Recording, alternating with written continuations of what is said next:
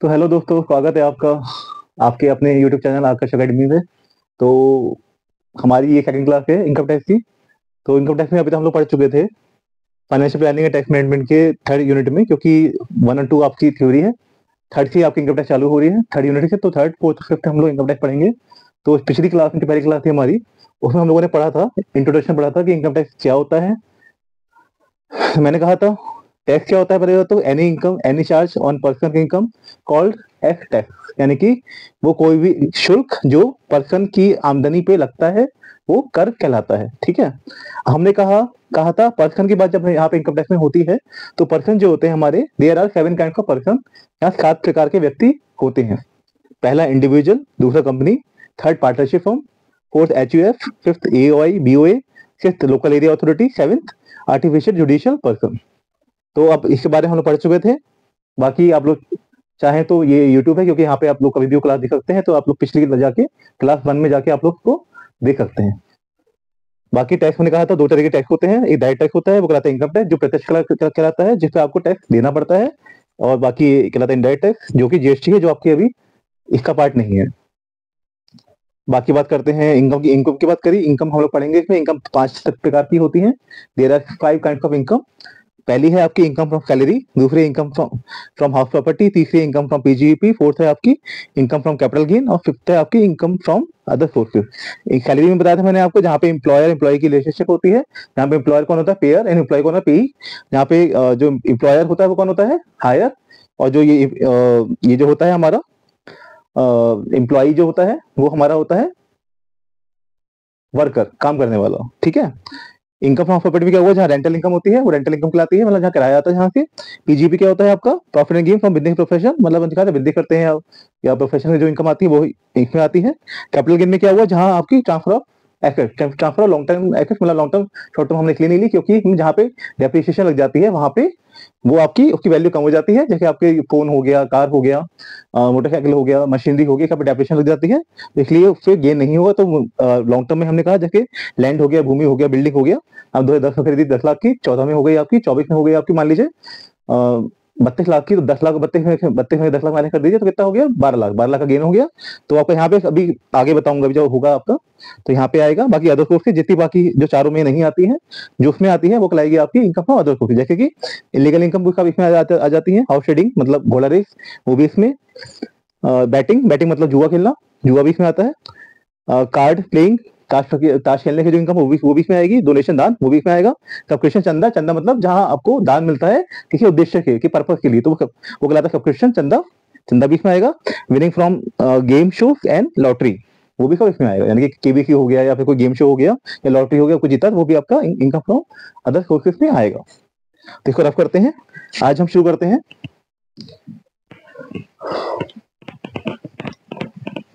Unit 2 में शुरू करते हैं। हमारा अगला टॉपिक आता है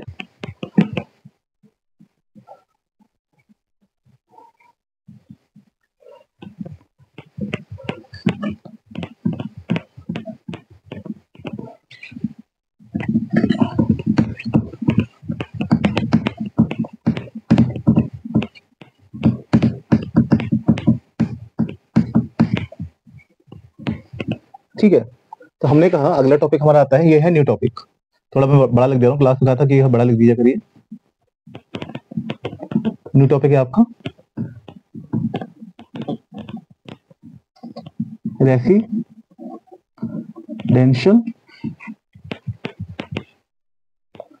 रेसिडेंशियल स्टेटस। ठीक है।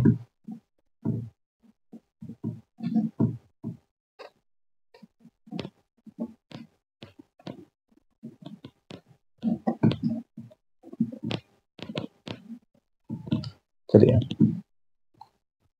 तो रेसिडेंशियल स्टेटस की बात करते हैं। तो हमने कहा रेसिडेंशियल स्टेटस क्या होता है, जैसे आपने सुना होगा एनआरआई के बारे में सुना, NRI non resident individual, NRI. तो हमने कहा जैसे मान लीजिए रेसिडेंट की बात करते हैं, तो उसको रेसिडेंट को हमने रेसिडेंट को हम लोग लिख दे रहे हैं आर से डिनोट कर दे रहे हैं। तो रेसिडेंट जो होता है हमारा, there are 2 kinds of resident as per the income tax act. There are 2 kinds of income resident. पहला है आपका, वही पहली बात तो हुई है, तो रेसिडेंट होगा। तो इसका क्या होता है? पहली बात तो क्या होगी आपकी, या तो रेसिडेंट होगा या फिर नॉन रेसिडेंट होगा। क्या होगा? या तो इंक खत्म हो गई।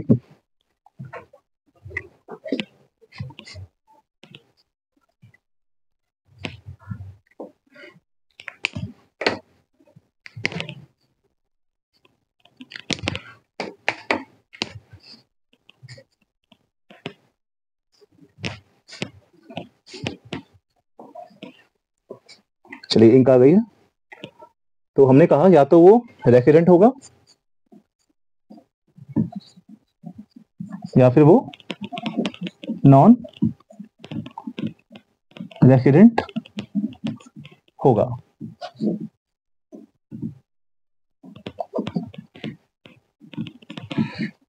तो बातें होती है, या तो इसको ये आर रेसिडेंट, तो ये कर दे रहे हैं रेसिडेंशियल स्टेटस कर दे रहे हैं, रेसिडेंशियल स्टेटस। ठीक है, तो दो बातें होती हैं, या तो रेसिडेंट होगा या फिर वो नॉन रेसिडेंट होगा। अब रेसिडेंट होगा तो for being a resident he should be या he she should be following two condition. दो कंडीशन होती है यहाँ पे, कौन कौन सी? मैं लिख दे रहा हूं।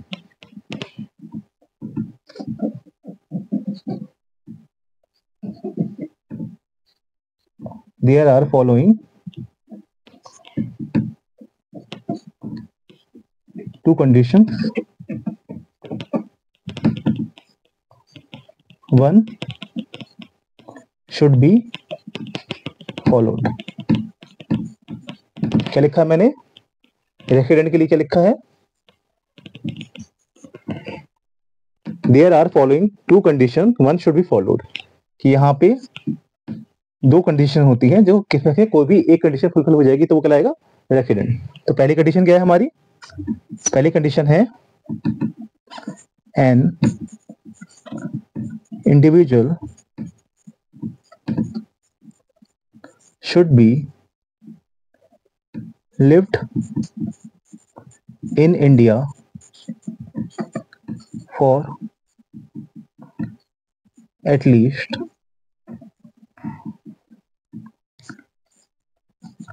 182 days।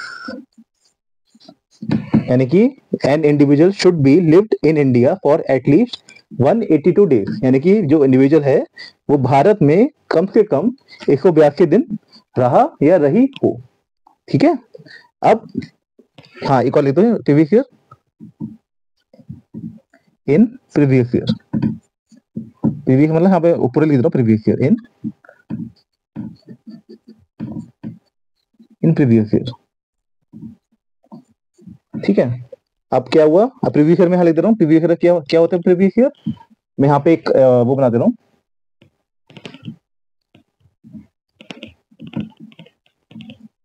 देखिए एक होता है हमारा असेसमेंट ईयर होता है, एक हमारा असेसमेंट ईयर होता है। ठीक है, और एक होता है हमारा, और होता है हमारा एक प्रीवियस ईयर। ठीक है, दो होते हैं हमारे।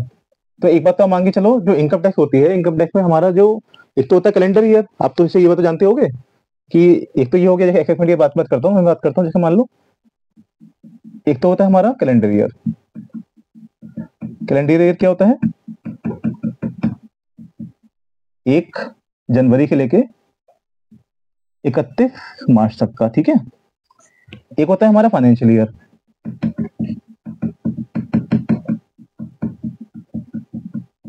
फाइनेंशियल ईयर जो होता है वो होता है हमारा 1 अप्रैल से लेके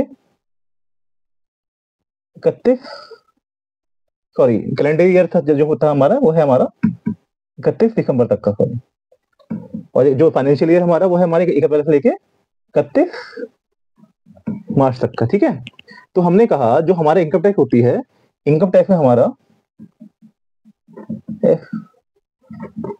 इन इनकम टैक्स में हमारा हमेशा फाइनेंशियल ईयर ही काउंट होता है, मतलब फाइनेंशियल को ईयर को ही हम लोग लेते हैं इनकम टैक्स में।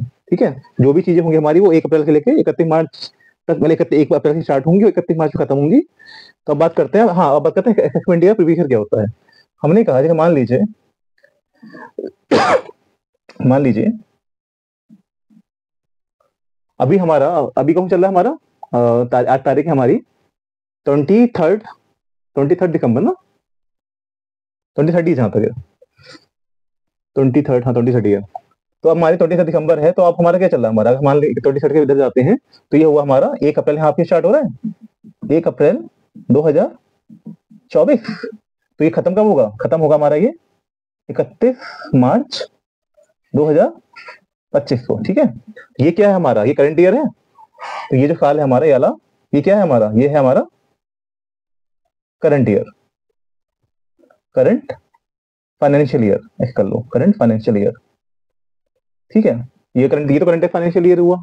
अब इसका पिछला साल, यानी कि ये क्या हुआ, ये प्रीवियस ईयर हो गया, ये क्या हो गया हमारा प्रीवियस ईयर। तो प्रीवियस ईयर क्या हुआ हमारा, ये 24-25 हुआ, ये 24-25, ये क्या हुआ 1 अप्रैल 2023, और ये यहाँ पे क्या हो गया 31 मार्च 2024। ठीक है, तो ये तो प्रीवियस ईयर हो गया। 11 साल जो है हमारा, ये जो साल है हमारा, ये इतना सॉरी, ये जो कहाँ गया, ये जो इतना है हमारा, ये तो प्रीवियस ईयर हुआ। और जो इतना हुआ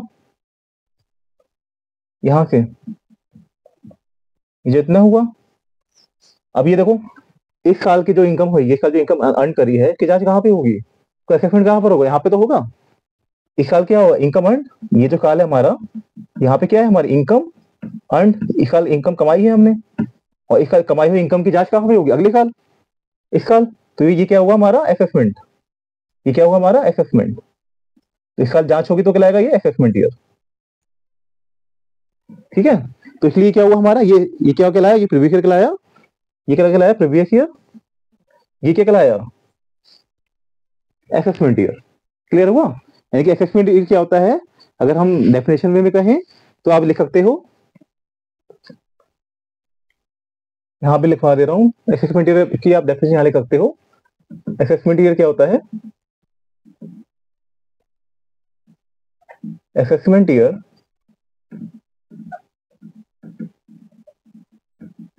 is a financial year in which the SSC do the assessment of his her earned income during the previous year। ठीक है, तो असेसमेंट ईयर क्या हुआ, assessment year is a financial year in which the assessee do the assessment of his sir earned income during the financial year. पिछले साल की जो income करी है, साल का जो असेसमेंट निकाल होगा वो कहलाएगा आपका असेसमेंट ईयर। और प्रीवियस ईयर क्या हुआ,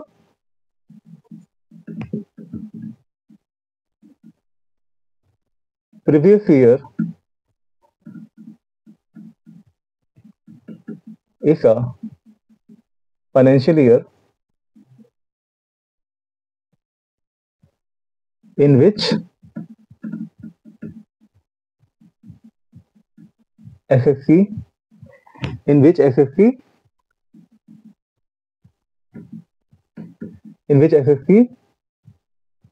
earned his her income। ठीक है,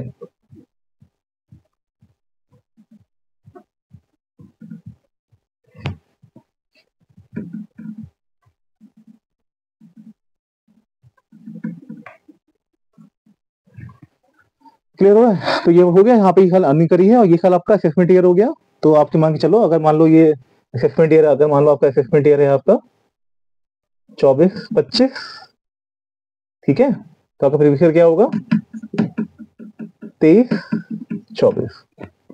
ठीक है। एसएससी क्या होता है? एसएससी होता है to whom tax liability has been made, यानी जिस पे टैक्स लायबिलिटी बनती है वो कहलाता है हमारा एसएससी। वेकेंड पे आते हैं तो क्या हुआ? N individual should be lived in India for at least 182 days 182 days in previous year. Previous year क्या होता है मैंने आपको यहाँ पे समझा दिया। ठीक है। अब यह हुआ, अब यहाँ पे यानी कि वो 182 दिन, कितने दिन होते हैं यहाँ पे? 365 दिन होते हैं। लीप ईयर में कितने होते हैं? एक दिन बढ़ जाता है हमारा। तो क्या हुआ यहाँ पे, मान लो लीप ईयर क्या होता है? जो ईयर आपका 4 से डिवाइड हो जाए, जैसे मान लीजिए 2020 है, 4 से डिवाइड हो जाए वो लीप ईयर था। 24 में देखिए, 24 में क्या था आपका? 2024 में हाँ 24 भी 29 फरवरी को था, मतलब 2024 में भी 29 फरवरी थी आपकी। यानी जो साल एंड में आपके 4 से डिवाइड हो जाए वो कहलाएगा लीप ईयर। बाकी जितने भी ईयर हैं आपके, जैसे 2025 है, 26 है, 27 है, ये सब आपके नॉन लीप ईयर, मतलब यार फरवरी का महीना 28 होगा, उसमें 365 दिन होंगे। ठीक है। तो यानी क्या हुआ, ये 23-24 है आपका। तो 23 फरवरी यहाँ पे क्या आ रहा है कि 23-24 कब शुरू होगा? ये 1 अप्रैल से। फरवरी तो है ही नहीं, लेकिन यहाँ पे 23 हो गया, 24 में, हाँ लेकिन हाँ आगे जब आएगा तो फरवरी 24 आएगी यहाँ पे। ठीक है। तो ये महीना कितने का हो गया? 366 दिन का हो गया। तो अब ये देखो 366 दिन में वो कितना 182 दिन रहा या नहीं रही, या रहा या रही है। तो अगर 182 दिन यहाँ पे रहा या रही है तो वो क्या कहलाएगा? रेसिडेंट। तो क्या कहलाएगा? रेसिडेंट। लेकिन अगर वो 182 दिन नहीं रहा या रही है तो क्या करेंगे? तो देखेंगे हम लोग अगली कंडीशन। ठीक है। तो हम क्या करेंगे? देखेंगे अगली कंडीशन। तो दूसरी कंडीशन क्या है हमारी? बल्कि यहाँ पे मैं ऐसे समझा दे रहा हूँ, तो और भी करके रुको। यहाँ पे क्या है?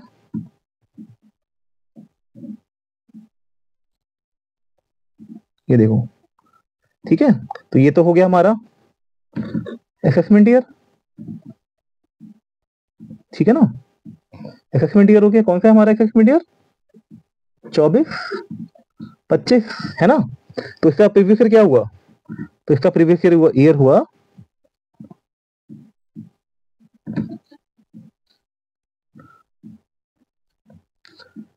23-24 है ना।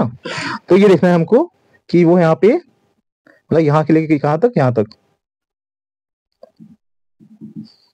यहाँ पे वो मिनिमम 182 डेज लिव्ड रहा हो। ठीक है। यहाँ पे वो 182 दिन रहा हो। कहाँ से? वही 1 अप्रैल 23 से 31 मार्च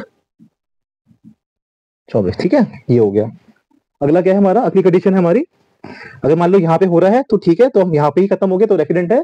लेकिन अगर मतलब यहाँ पे अगर फुलफिल कर रहे हैं कंडीशन को, तो अगली कंडीशन में हम लोग नहीं आएंगे, तो पता लग गया कि हाँ भाई वो रेसिडेंट है, क्योंकि हमें कोई भी एक कंडीशन फुलफिल होनी चाहिए थी, ये फुलफिल हो रही है तो हमारा पता लग गया रेसिडेंट है। लेकिन अगर ये फुलफिल नहीं हो रही है तो हम लोग आएंगे अगली कंडीशन पे। अगली क्या है?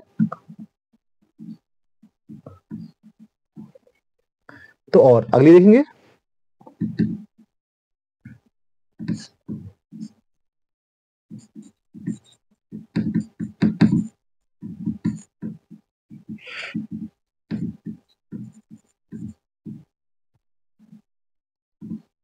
An individual should be lived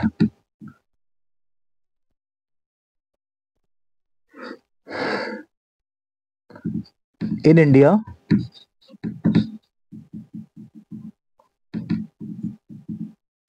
for at least 60 days in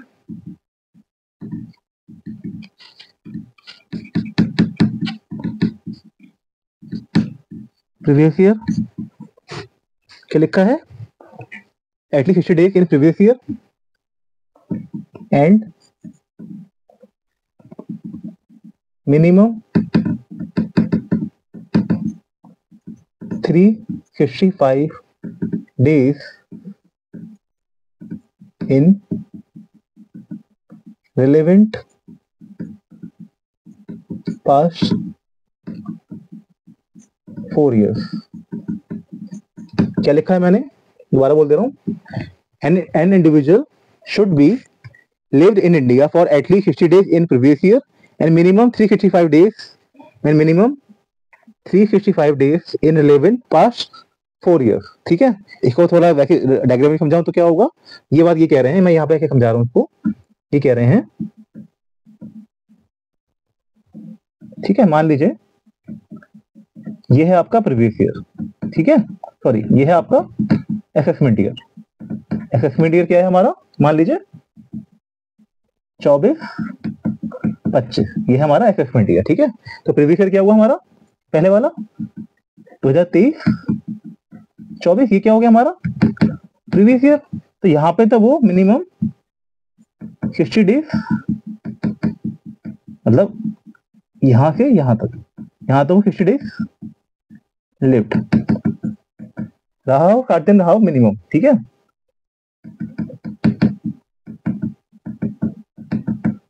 ठीक है, और बाकी इसके पहले के जो 1 साल, 2 साल, 3 साल और 4 साल, ये सब क्या होगा हमारे, ये चारों क्या है हमारे, ये चारों जो हैं, चारों जो हमारे ये क्या है, रिलेवेंट पास्ट 4 ईयर्स, माने कि रिलेवेंट मतलब प्रीवियस ईयर के पहले के 4 लगातार, ये माने प्रीवियस ईयर के पहले के 4 साल, यानी कि 1, 2, 3, 4, इन 4 सालों में वो मिनिमम, इन 4 सालों में वो मिनिमम कितने दिन, मिनिमम 365 डेज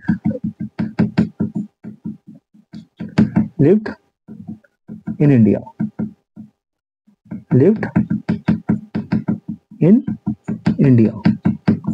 ठीक है, मिनिमम 365 डेज वो इन 4 सालों में वो रहा या रही हो। ठीक है, तो अगर यहाँ पे पिछले साल 60 दिन रहा या रही हो, और पहले के 4 सालों में 1, 2, 3, 4 365 दिन रहा या रही हो, तो वो कहलाएगा आपका रेसिडेंट। मतलब आपकी सेकंड कंडीशन फुलफिल हो रही है, तो यानी पहले नहीं हो रही थी लेकिन सेकंड हो रही है, तो भी कहलाएगा वो आपका रेसिडेंट। ठीक है, तो दोनों में से कोई भी एक कंडीशन फुलफिल हो रही है, क्या लिखा है, तो रेसिडेंट होगा। और क्या होगा, और यहाँ पे क्या लिख देना है, यहाँ पे if no conditions are fulfilled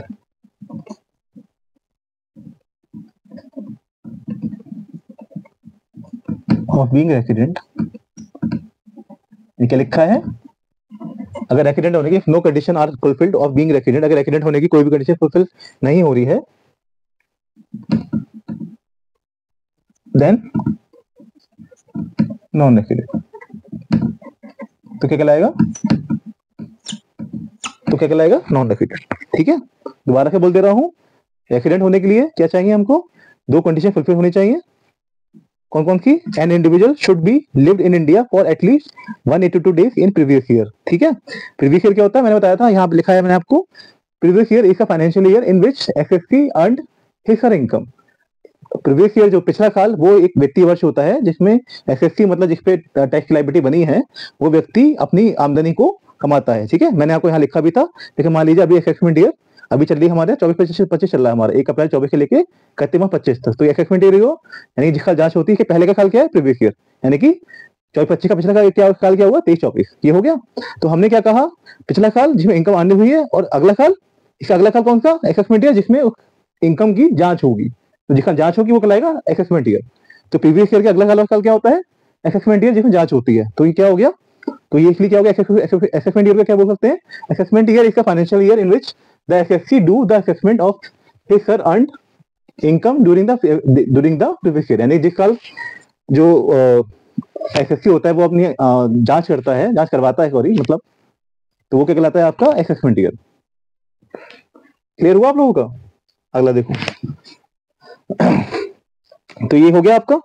अब हमने कहा अगर यहाँ पे 182 दिन प्रीवियस ईयर रहा हो, 182 दिन मिनिमम रहा हो, तो क्या कहलाएगा वो आपका रेसिडेंट। और नहीं रहा हो तो क्या करेंगे, अगली कंडीशन पे आएंगे। अगली कंडीशन क्या है, N individual should be lived in India for at least 60 days in previous year and minimum 365 days in relevant past 4 years, यानी कि पिछले 4 सालों में वो 365 दिन रहा हो, यानी कि ये असेसमेंट 24-25 है, प्रीवियस ईयर क्या हुआ 23-24, इससे पहले के 4 साल क्या हुए, 1, 2, 3, 4, तो यानी कि ये क्या हो गया आपका 22-23, ये क्या हो गया 21-22, ये क्या हो गया 20-21, ये क्या हो गया 19-20। मैं लिख भी दे रहा चाहूँ तो ये हो गया आपका 22 23, ये हो गया आपका 21 22, ये हो गया आपका 20 21, ये हो गया आपका 19 20। तो इन 4 सालों में वो minimum 365 days lived in India minimum रहा हो। तो यहाँ पे ये कंडीशन अगर फुलफिल हो रही है, ये भी कंडीशन फुलफिल हो रही है, ये नहीं हो रही है, तो भी आपका रेसिडेंट होगा। और कोई भी if no condition are fulfilled, if no condition are fulfilled of being resident then non resident. अगर दोनों में से कोई भी कंडीशन फुलफिल नहीं हो रही तो वो कहलाएगा नॉन रेसिडेंट। ठीक है, इसके न्यूमेरिकल आगे कराएंगे, लेकिन अभी भी का क्या है, रेसिडेंट होने के बाद ये आपका ये पोर्शन है आपका, ये पोर्शन है आपका, ये है आपका पार्ट ए। क्या है आपका पार्ट ए, पार्ट ए है आपका ये वाला। पार्ट बी में क्या होगा, पार्ट बी में होगा आपका कि अगर रेसिडेंट है तो 2 बातें होंगी, तो वो ऑर्डिनरी होगा या नॉन ऑर्डिनरी रेसिडेंट होगा, तो वो करेंगे हम अगली क्लास में। ठीक है, आज के लिए इतना ही, मिलते हैं अगली क्लास में। धन्यवाद।